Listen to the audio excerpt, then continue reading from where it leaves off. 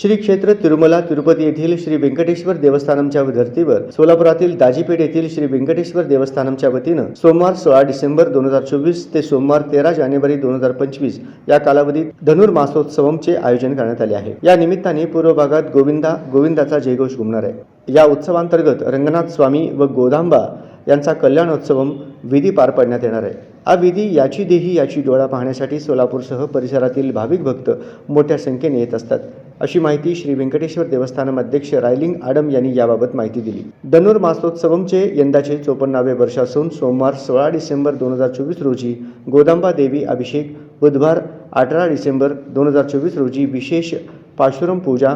मंगळवार 31 डिसेंबर 2024 रोजी द्वारपालन पूजा, गुरुवार 2 जानेवारी 2025 रोजी आंडाळ माता कुंकुमार्चना, मंगळवार 7 जानेवारी 2025 रोजी सिंहासन अलंकार, बुधवार 8 जानेवारी 2025 रोजी महाआरती,